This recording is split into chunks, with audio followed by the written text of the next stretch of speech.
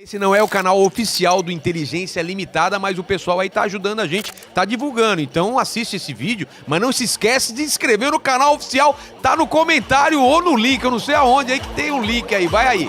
Que legal, cara. Então você nasceu no Brasil? Nasci no Brasil. E sua família, qual a história da sua família? O meu avô, pai do meu pai, sobreviveu ao Holocausto. É o único... Opa! É só referência aqui, lá não afeta nada, vai mexer na tela. É que não... É isso. Ele sobreviveu ao Holocausto, foi para um campo de extermínio chamado Sobibór, na Polônia. É perto lá de Auschwitz ou não? Não, mas no sul da Polônia, perto da Rússia. Auschwitz é mais ao sul, né? Ou não? Eu não sou muito bom de mapa da Polônia, mas... Eu passei por lá, por isso que eu tô tentando lembrar onde é. Auschwitz eu passei. Seria mais ao norte, será? Não, mais ao sul. O Sobibór não existe. Ele foi destruído. Não, porque Auschwitz era um campo de concentração e / extermínio. O Sobibór era só extermínio. Então era um campo meio secreto. Ah, tá. As pessoas chegavam, entravam numa fila, achavam que iam tomar banho e morriam na câmara de gás. Então tinha poucas centenas de pessoas que trabalhavam. Meu avô era jardineiro. Falaram pra ele: fala que você é jardineiro, que você não vai morrer. Caralho. E aí ele misturava cinzas, porque queimavam os corpos depois de mortos, né? Ele misturava cinzas com a terra. Enfim, ficou 6 meses em 42, eu acho, no campo. Depois teve uma revolta no campo. Então alguns judeus se juntaram, junto com o auxílio aí de um oficial do exército russo que tinha sido preso. Eu não sei se esse oficial russo era judeu ou não, no Exército Vermelho. E eles fizeram uma revolta que eles conseguiram matar em tempo de 10, 15 minutos todos os 9 oficiais da SS que comandavam o campo. E o campo, normalmente, você tem alguns oficiais da SS e a maior parte das pessoas cuidando do campo armados são do exército local. Então, Ucrânia, Polônia e tal, que estavam sob ocupação da Alemanha, mas também estavam cometendo os crimes que a Alemanha estava cometendo. E teve essa revolta, eles fugiram pelo portão da frente, umas 300 pessoas fugiram, 60 sobreviveram, porque era inverno, tinha minas em volta e tal, meu avô conseguiu sobreviver, a família dele inteira morreu, irmãos, primos, teve um ou outro que conseguiu, porque eu descobri, a gente foi descobrir depois sobrenomes, mas caramba, pais e irmãos, todo mundo morreu. Ele foi o único que sobreviveu, ele foi pra Itália, ficou um tempo na Cruz Vermelha lá, e depois ele tinha pego uma pneumonia, e depois ele veio pro Brasil, e aí conheceu minha avó. Minha avó tinha, também da Polônia, também judeus da Polônia que vieram antes da guerra. Quando a coisa começou a apertar lá, veio na década de 20 pra cá. E da parte da minha mãe, todo mundo também ou russo ou polonês. Minha mãe é segunda geração, mas a minha avó é a primeira, mas todo mundo veio da Rússia e da Polônia. Meu avô era russo, ou seja, ele nasceu num lugar que hoje é Rússia, mas na época era alguma outra coisa. Era alguma outra coisa, né? Tá. Doideira, e aí eu nasci aqui, e aí em 2006... Em São Paulo mesmo? Em São Paulo mesmo, capital. E aí em 91 eu fui para Israel. Meus pais se conheceram em Israel, porque minha mãe é da Argentina, meu pai é do Brasil. Foram para Israel, que se conheceram lá na década de 70, acabaram voltando. Casaram na Argentina, vieram morar no Brasil. E aí, em 91, a gente foi logo depois da Guerra do Golfo, por causa da crise econômica. A gente foi pra lá, ficou 3 meses, não deu certo. Foi pra Argentina, ficou 6 meses, voltou pra cá. Eu cresci aqui. E aí, depois, em 2006... Em 2003, eu fui pra Israel com 17 anos. Fui fazer um intercâmbio lá de estudantes. Eu fiquei 1 ano lá. É comum as crianças daqui irem pra lá? É comum ter projetos voltados para comunidades judaicas, de todo mundo. Projetos que pode ser de 10 dias a 2 anos. Para conhecer. Para conhecer, para se integrar, porque tem uma conexão total, não tem como não ter essa conexão. A maior parte dos judeus no mundo não são religiosos ortodoxos, então tem uma conexão, bem ou mal, com esse sentimento de pertencimento à nação, né? Entendi. Que é uma coisa que as pessoas às vezes esquecem disso, né? O judaísmo, antes de ser religião, ele faz parte de um... O judaísmo a gente entende como a religião da fé mosaica, né? O Velho Testamento, Moisés, tábuas da lei, etc. e tal.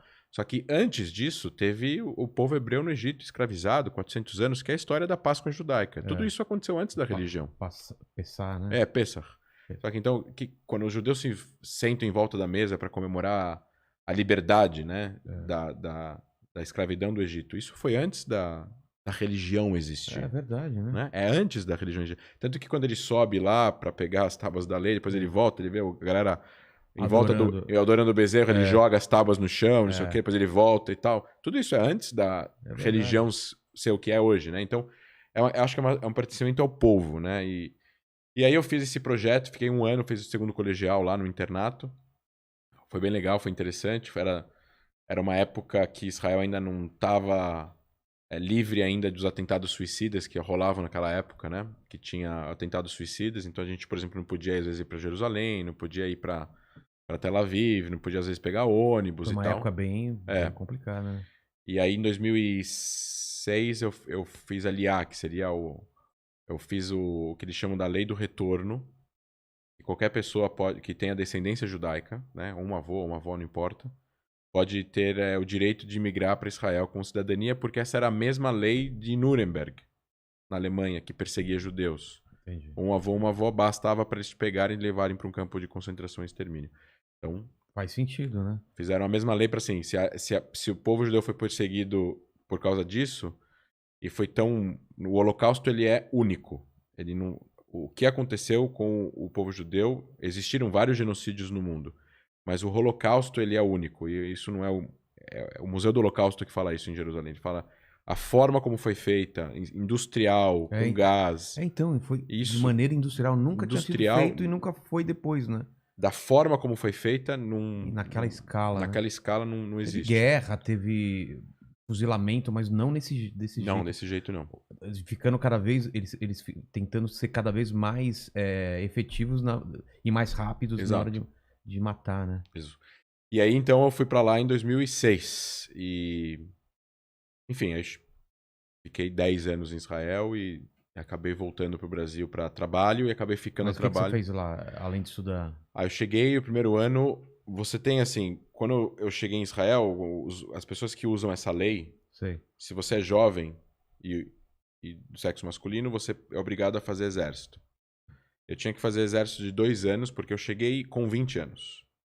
Se eu chegasse com 19 anos, eu ia ter que fazer 2 anos e meio de exército. Se eu chegasse com 21 anos, talvez eu ia ter que fazer, sei lá, 1 ano de exército. Isso vai diminuindo até 24 anos. Se eu chegasse com 25, eu não ia ter que fazer, estava isento.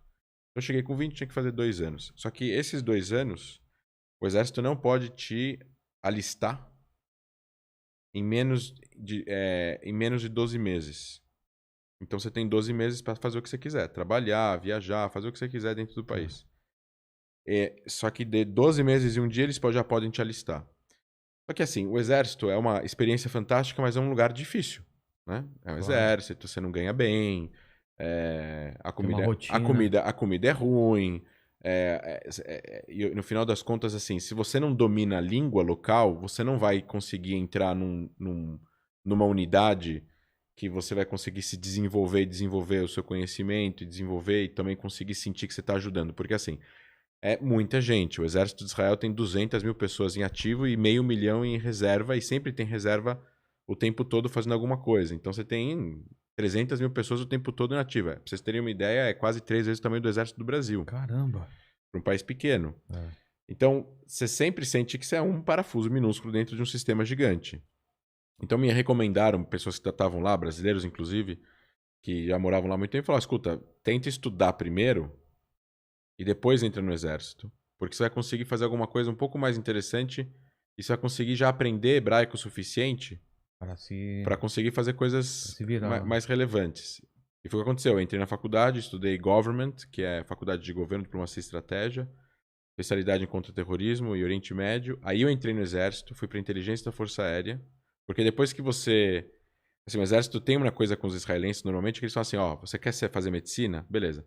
Eles pegam lá 10 caras, ou 20 caras, ou 1000 caras, pagam a faculdade de medicina, eles assinam um contrato, e quando eles terminarem a faculdade, eles vão ser médicos do Exército por mais 10 anos. Certo. Então o Exército investe neles. E aí você tem engenheiros, economistas, administradores, engenheiros de computação, que são pessoas que estudam primeiro, com 18 anos, entram na faculdade, porque isso não é comum em Israel, e depois eles vão entrar no Exército e vão fazer uma série de trabalhos relacionados a essa profissão. Como eu entrei na faculdade por conta própria e eu escolhi o que eu queria estudar e eles não pagaram minha faculdade, o exército vira e fala assim: vamos ver o que ele estudou, vamos ver se dá pra gente usar alguma coisa, mas assim, você não é obrigado a aceitar e a gente não é obrigado a te dar alguma coisa relacionada a isso. Então, quando acabou a faculdade, eles sabem o que eu tô estudando, porque você precisa entregar lá a carta de que você já tá estudando no primeiro, segundo, terceiro ano. Quando acabou a faculdade, eles falam: bom, vamos ver aqui que você estudou. Ah, você estudou isso lá, é legal. Aí eles te chamam pra umas reuniões. E aí tinha lá 3 reuniões com inteligência do exército, inteligência força aérea e operações. E aí você escolhe qual é o teu... Eles normalmente tentam adaptar a tua preferência. Sim. Eles não querem gente infeliz dentro do exército. Então eu coloquei lá, inteligência força aérea, o cara que falou lá vendeu melhor, o coronel lá que falou. E aí eu consegui entrar na inteligência força aérea. Foi demorado, teve todo um processo de clearance, né? Porque você tem aí... Você vai ter acesso a... Você vai ter acesso à formação informações sigilosa, sempre, era um nível alto, etc e tal. Então eu entrei no exército, depois saí do exército, aí eles congelaram o tempo o relógio, né? Eles congelam o relógio porque eles estavam esperando que existisse essa autorização.